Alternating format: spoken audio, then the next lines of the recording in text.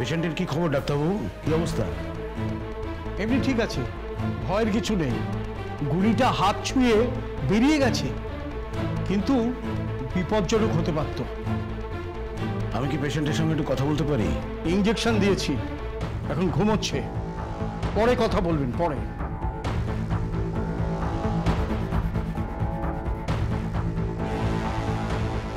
আপনি তো ঘটনার সময় কাছাকাছি ছিলেন, আপনি কিছু দেখেননি? না, আমি কিছু দেখি নাই বড়বাবু। মাসুদ, তুই তো বন দপ্তরের কর্মী, তুই কিছু দেখেছিস? কাউকে দেখেছিস তুই? না।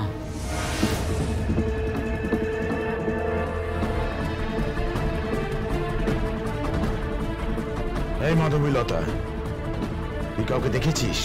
পুলিশের পোশাক মানে তো শিক্ষিত মানুষ। একজন মহিলাকে তুই তুকারি করছেন, আপনি সম্মান দিতে পারেন নাই? সম্মান? হ্যাঁ, সম্মান। পৃথিবীর প্রত্যেকটা নারীর সম্মান আছে, সে ফুটপাতে থাকুক কিংবা রাজপ্রাসাদে। সম্মান প্রত্যেকের প্রাপ্য। এই, এত কথা নয়। আঙ্গুল তুলে কথা বলবেন নাই বড়বাবু।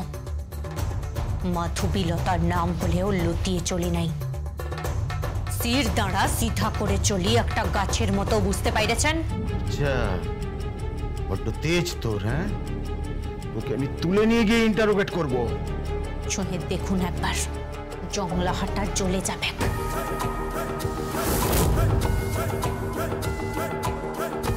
আপনি আমাকে চেনেন নাই, এখনো চেনেন নাই বড়বাবু। নামটা মাথায় রাখবেন, মাধবীলতা। শোন, তুই কাউকে দেখেছিস? কে পিস্তল চালিয়েছিল? দেখ, সেই পিস্তলের গুলি কিন্তু বুড়া বাবার হাতে লেগেছে, ওটা মরেও যেতে পারত। মাধবীলতার কাছে না আছে পিস্তল আর না আছে গুলি, শুধু আছে হেসো আর কুড়াল।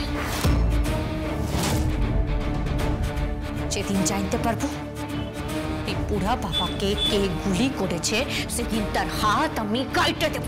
এই, আইন একদম নিজের হাতে তুলে নিবি না বলে দিচ্ছি, তাহলে তোকেই কোর্টে চালান করে দেবো। মাধবীলতাকে ধরে রাখবেন আপনি? মাধবীলতাকে ধরে রাখবেন? আমাকে না ধরে আপনি অপরাধীকে খুঁজুন, আর যদি না খুঁজতে পারেন আমাকে বলুন, আমি খুঁজে দেব। এই জংলাহাটার জঙ্গলের প্রত্যেকটা মানুষকে আমি চিনি, গাছেদের আমি চিনি, মাটিকে আমি চিনি। এরা প্রত্যেকে আমার সাথে কথা বলে। আর একটা কথা বলি, পারলে আগেই আপনি অপরাধীকে খুঁজে বের করে নিন। মাধবীলতা যদি তাকে একবার হাতে পায়ে যায়, তাহলে সোজা এই খাটে লয়, শ্মশানের চিতার ওপর সোবেক। এই কথাটা আপনি মাথায় রাখবেন।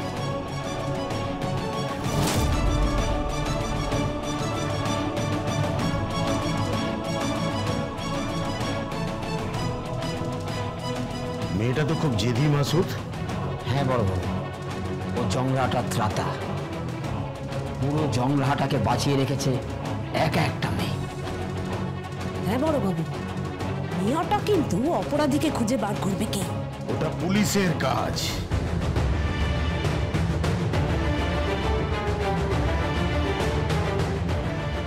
বুড়া বাবার শেষ কথাটা মনে আছে মাধবী? হ্যাঁ, মনে পড়ছে। বুড়া বাবা শেষ বলেছিল যে মিয়াটা নাকি বাঁচে আছে, আর ঠিক সেই সময় গুলিটা চলেছিল। তার মানে বুড়া বাবা মুখ খুলুক সেটা কেউ চাইছে নাই। ঠিক বলেছিস। শোনো মাসুদ চাচা, আমি এখন চৌধুরী ভিলাতে ফিরে যাচ্ছি।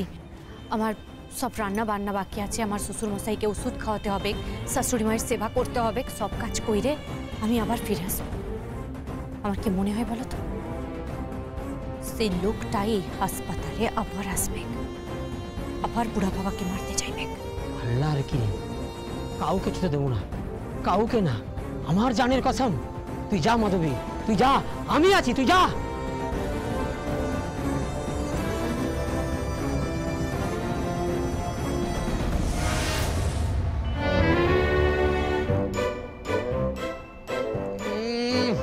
এ কি রান্না, কে রান্না করেছে?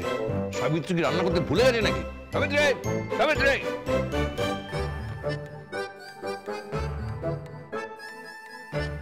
সাবিত্রী। বাবা, মা রান্না করেনি। তাহলে কে রান্না করেছে? এই রান্না খাওয়া যায় না। মাধবী না থাকলে কেউ রান্না করতে পারে? হ্যাঁ, সব কেমন কষা কষা পেঁয়াজ রসুনের রান্না। আচ্ছা, হালকা রান্না কে করতে পারে? পাতলা রান্না কে করতে পারে? বাবা, বৌমার প্রশংসা তো একেবারে পঞ্চমুখ। দেখো, পঞ্চমুখ টঞ্চমুখ বুঝি না, শুধু এটা বুঝি মেয়েটা যেটা রান্না করে, আহা কি স্বাদ! একদম আমার মায়ের হাতের রান্না। যেমন পায়েস তেমন পাতলা পাতলা ঝোল। অন্য কারো হাতের রান্না খেতে ভাল লাগে না। এটা কে রান্না করেছে? আমি রান্না করেছি। কেন যাও, কেন যাও রান্নাঘরে? রাঁধতে পারো না? নিষ্কম্মা, একেবারে অকম্মার ধাড়ি।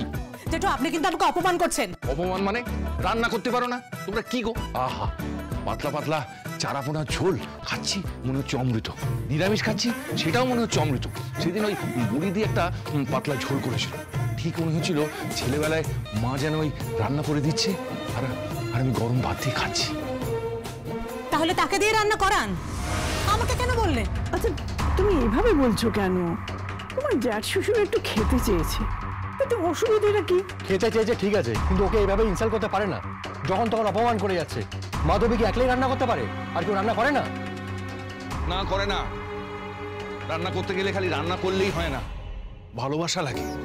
যার জন্য রান্না করছে তাকে ভালোবেসে, তাকে শ্রদ্ধা করে, তাকে সম্মান করে রান্না করলে তবেই রান্না খেতে ভালো হয়। ওই কোনো মতে রান্না করে দিয়ে চলে গেলাম, আমার দায় সারা হয়ে গেল, এটা করলে কি রান্না খেতে ভালো হয়? ভালো হয় না। আমি খাবো না, আমি ধর্মঘট করলাম। এরকম করছিস কেন বাবা? খেয়ে নে না। আমি খাবো না, খাবো না, খাবো না, খাবো না, খাবো না। আচ্ছা, অত রাগ করছিস কেন? তো রাগ করবো না, এটা কোনো রান্না হয়েছে? হ্যাঁ, এত মশলা দিয়েছে, আমার রক্তে চিনি আছে, আমি চিনি খাই না। মাধবী আমাকে চিনি খেতে বারণ করেছে, আমি খাবো না। কি লক্ষ্মী বাবা আমার, তুমি খেয়ে নাও, না, খেয়ে নাও বাবা। আমি খাবো না। যতক্ষণ না মাধবী আসছে আমি খাবো না। তুমি তো মহা মুশকিল করলে, মাধবী আসবে। ও কেন জগলা হারায় গেছে? হ্যাঁ, আমাকে একবার জানিয়ে যাওয়ার প্রয়োজন মনে করলো না?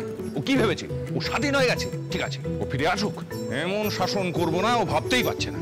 এসে গেছে। কে? যার নাম নিয়েছো সে কিন্তু এসে গেছে। হ্যাঁ, মানে সত্যি এসে গেছে? হ্যাঁ, কি করে বুঝলি এসে গেছে? বাইরে দরজা দিয়ে ঢুকছে কিন্তু। ঠিক আছে, ঠিক আছে, আমাকে আমাকে ভয় পানোর কিছু নেই। আমি ভয় পাই নাকি? জংলাহাটা গেছে, সে তো যেতেই পারে। আমরা তো বেড়াতে ঘুরতে কাজে কত জায়গায় যাই। তুই তো একেবারে পাল্টে গেলি রে। পাল্টে গেছি কোথায়? সরো সরো, আমাকে পড়তে হবে, আমাকে পড়তে হবে। হ্যাঁ, আমাকে পড়তে হবে।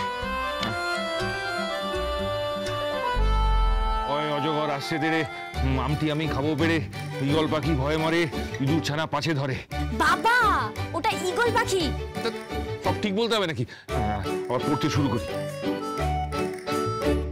হ্যাঁ বাবা, পড়ে নাও, নইলে কিন্তু ভীষণ বকবে।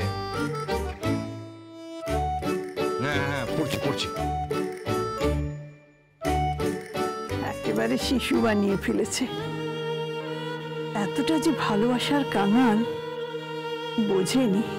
আসলে কারোর কাছ থেকেই তো কোনো কিছু পায়নি। একটা গুন্ডা লোক যাকে কেউ আয়ত্ত করতে পারেনি, রেগে কাই হয়ে থাকে, একে মারছে ওকে মারছে, আগুন জ্বালিয়ে দিচ্ছে। সেই ছেলে আজকে শিশুর মতো অবাক পড়ছে।